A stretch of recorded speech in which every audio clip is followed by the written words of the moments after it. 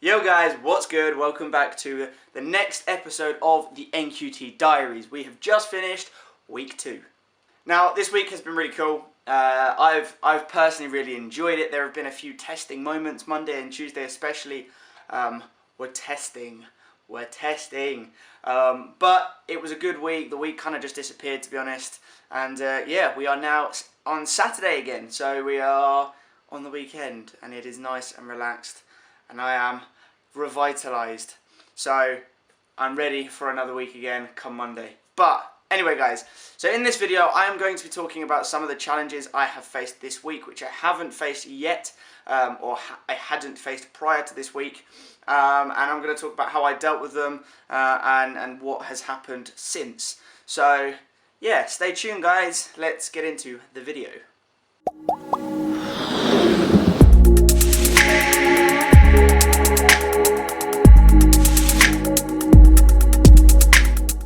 Okay guys, so I'm going to try and break down my week chronologically.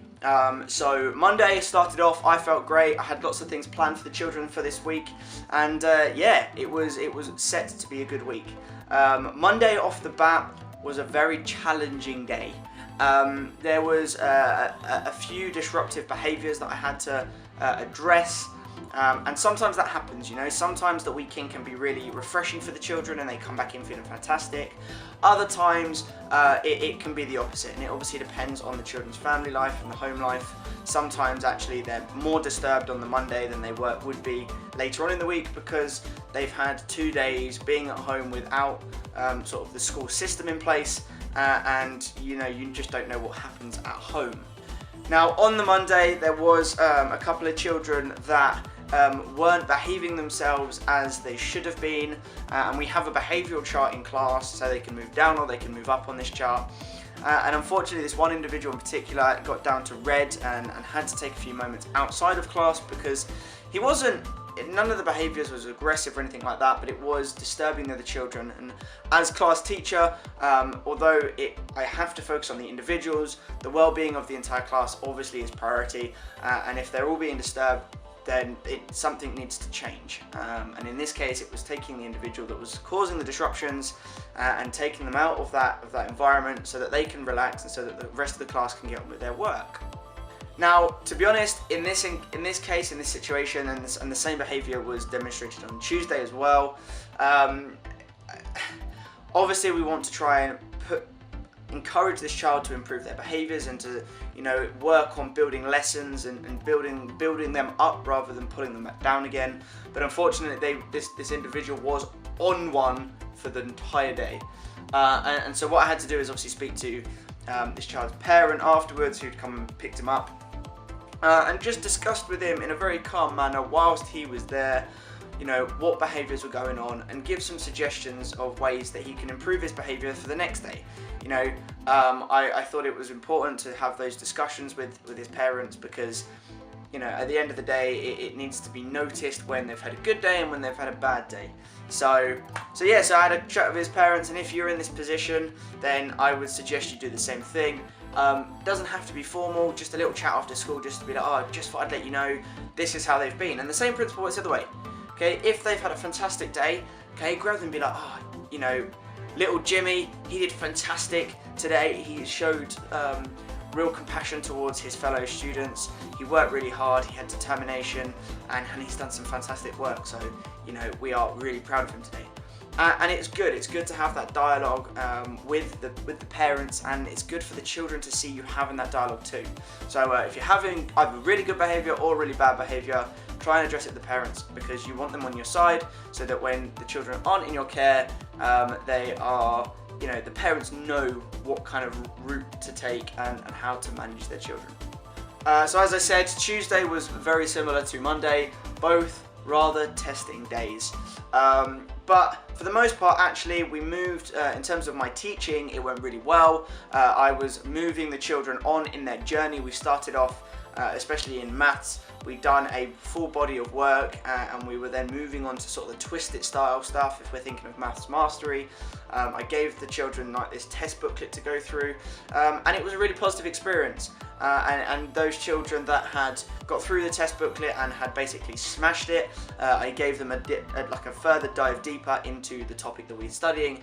And for those that hadn't quite got the grasp of it yet, and their test booklet had been marked a little bit lower, I used the opportunity on the Tuesday to really sort of drill into them and to really try and focus their attention on the questions that they weren't quite understanding as well. And then at the end of the week, most of them were on the same level, which was fantastic. So yeah, Tuesday was positive.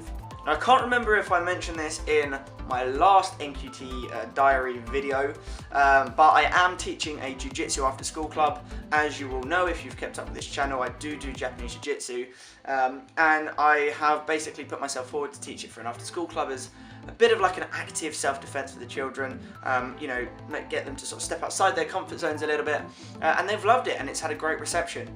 I had another child from my class actually sign up this week, so we've got quite good numbers. There's about 7 or 8 of them that have sort of signed up and are interested in it.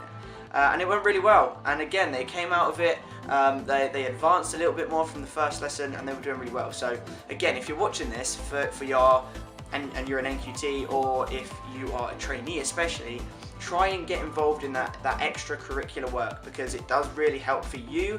It helps for you, especially in terms of the other children. I mean, I've had children coming up to me talking about jiu-jitsu and showing their passions, which is great. But it also shows your school that you're not just there for the lessons and then disappear, and that you actually want to develop the children in other areas of their life, not just their academic career, so to speak. So yeah, if you haven't already, really try and invest yourself in an after school club.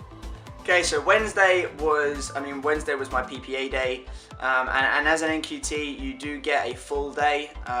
It might not necessarily be all on the same day, you might have 2 half days, but you have the 10% no contact time for your PPA, which every teacher has, and then you have a further 10% as an NQT for like NQT development, which equates to a full day essentially in the week.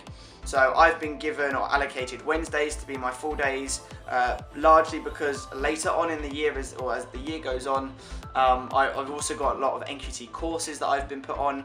So those focus on the core subjects, they also focus on general development, and I've heard that they're quite useful.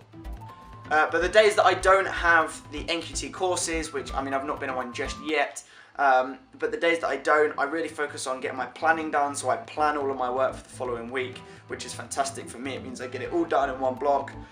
I get a nice chunk of time on the Wednesday to really focus on it and make sure I'm following my direction, following my path and my learning journey. Seriously get to think about what else I need to do in my classroom. So I created a mini poster, because in science we're looking at plants and how beans grow. So I was able to do like the life cycle of a bean and draw it out for the children, so that when they're looking at their beans, they can look at the diagram and they can really understand how the bean grows and works. And just the things that you would not normally have time for, I'm using my PPA time and my NQT time to really sort of focus on that, and to make sure that those small things, small jobs that you otherwise would sort of go past you because you're busy, get done. So as an NQT, make sure that you make the most of your PPA time and really sort of write to-do lists and get those small jobs done. The other thing, and this was really good, is I had a fellow sort of colleague of mine who's the maths lead. She gave me a really good piece of advice, and that was that because only when you're an NQT do you get that full day off. Sometimes when you are a more experienced teacher and you are sort of a head, or you lead a subject, you will get extra time off to sort of develop that area of your work. But for the most part, you only have the sort of 10% sort of non-contact time with the children. Is as an NQT, make sure you try to go around and do some observation, see how, it depends on where you are in the school and what year you're teaching. I'm year 3-4, so for me she was like, go and see what the year 5s and 6s are doing, so that you know the journey that your class will eventually move on to, and also go down to the lower years, including going into sort of the early year side of things, so that you can see what the children are doing currently, and seeing more of the journey through the school. So if you're an NQT, I'm going to basically pop the advice that I got and give it to you. Go and check other classes out. The only thing I would advise is ask the teachers before, so that they expect you. Don't just rock up with a notepad and expect them to be happy with it. Have that dialogue with them first, and yeah, go and observe what they're doing, and you may see something that changes your idea of teaching. You never know. Okay guys, so on Thursday, again, Thursday was actually probably the best day of the week. The children were really engaged, they were really focused, and they did some fantastic work. The maths coordinator, again, I said just now that she gave me some advice. She had some time off so that or in her PPA time, wasn't really time off, that she was going around and she was sort of looking in the maths books and doing her like audit side of things and her observations. She hasn't observed me teaching maths yet, but she has taken some of my books and she gave me some advice on it. And she also talked me through a lot of the process and what she's looking for in the maths books, which was great because it meant that then on Friday, or yesterday, I was really able to focus in on what she wanted me to improve on, and I did so.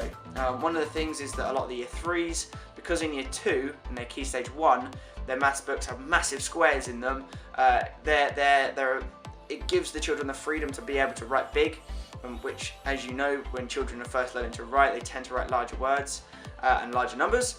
And now in Key Stage 2, now they're in Year 3, the squares on their pages have obviously become quite the squares have obviously become significantly smaller. Oh my god.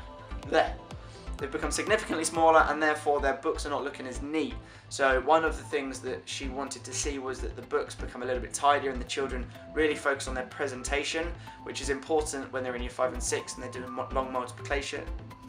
I can't speak today. Becomes more important when they're in Year 5 and 6 and they're doing sort of long multiplication. Oh my god, I can't speak. You get the drill. Multiplication. Oh my god. I am a teacher, I promise. So yesterday I really focused on making sure that all the dates were in the right places, that the titles were there, and that they were getting their numbers in the right boxes. And the books were completely transformed, and she was really happy. I showed her afterwards and she was over the moon. So yeah, positive Thursday. And then we come on to Friday. Now Fridays are an interesting day for teachers because most of the children, no matter how calm they normally are, Friday comes and it's like they've all had a sugar hit because they're rolling on the floor, they're jumping up, they're just on one. They know that it's been a long week, they've got to the end of it, and they've got the weekend coming up. They are excited and they are uncontrollable. It's not that bad. But no, yesterday was a bit like herding cats. I had a lot of emotional children, lots of tears, I had a few hissy fits and strops, and it was just a testing day. Now, one thing I'm quite good at is keeping my calm. I do raise my voice in class and I do make sure that the children know when they're pushing their boundaries, but I don't flip out and I try not to get emotional and stressed about it because they're kids, right? And if I got as stressed and emotional about every single time children sort of got upset or, you know, just were doing irrational things, then I'd be pretty screwed as a teacher.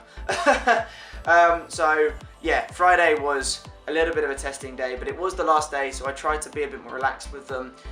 We got some really good work done in the morning, they put some good effort in. A few children were a little bit more lax with their work, so, you know, I need to make sure that they're on it, so some of them lost their break, unfortunately. However, I think if you're watching this and you're an NQT or you are a student teacher, just be aware that Fridays are a long day for you, and how you feel, it's just as long a day for them. So yeah, it was quite a long day. But the good thing is that they all had golden time for the last half an hour, 20 minutes of the day, which meant that we were just chilling around, watching a film, doing some colouring. So at least the last part of the day was nice and relaxed, and everyone kind of chilled out, which was good. Alright guys, so there you are. That was my second NQT diary entry. This is quite a sort of chilled out video. It's basically me just logging how I feel from week to week, and you know, for you guys, if you're NQTs, seeing how another NQT is dealing with life, and if you're a trainee, kind of giving you an insight into how the NQT year pans out. As I've said already, it will be different for everybody because schools run differently, different people manage themselves in different ways, so the way that I handle something maybe and probably will be completely different to how you manage something. But yeah, it is what it is. Generally speaking, it's been a good week. Few tests, few trials and tribulations, all that kind of thing, but for the most part, it has been a pretty good week.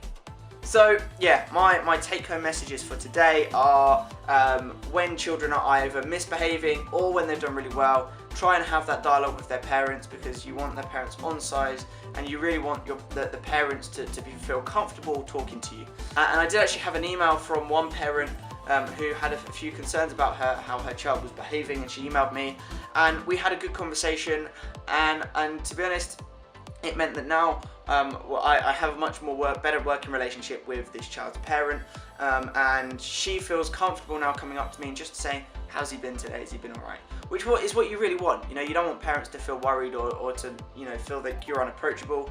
So yeah, being approachable and having that dialogue with parents is really good. The second thing I would say is getting advice and speaking to, you know, other teachers, especially the people that, you know, are managing and are sort of leaders of certain subjects, subject leads. You know, they're going to be looking at your books, and they're the ones that know what they want to see. So talk with them. Don't be afraid to ask for advice on, you know, and show them your books and say, I'm a bit concerned about this person's work. Have you got any tips? Because, you know, it means that when it comes to the reports that they put out on your work and how you teach, they're more likely to be more positive because you've actually gone and spoken with them. And I suppose the last thing is you are still learning. If you're an NQT and if you're a trainer, you're still learning. So take it in your stride and try to take away lessons every week. Try to learn from what you've experienced that week, be that good or bad, and try and have time to yourself and relax. Right guys, I'm going to wrap the video up now. Thank you guys for tuning back in. If you enjoyed this video, hit that like button. If you've got any comments, if you want to see these a little bit more structured, if you like the sort of more relaxed vibe to these videos, please pop a comment down below. And in order to keep up with all of my stuff and to stay notified, subscribe, hit that bell notification, and every time I put an upload up, every time I upload, you will obviously get notified. I'm going to enjoy the rest of my weekend. Peace!